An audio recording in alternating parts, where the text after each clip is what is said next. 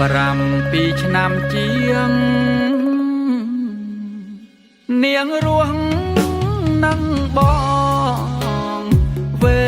ទនាកន្លងនួនល្អងបងសែនអាណិត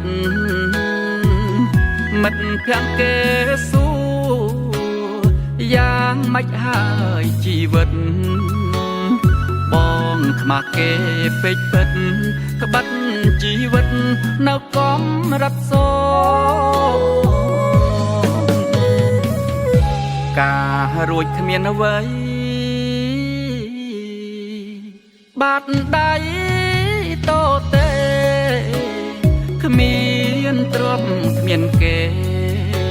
មានតែ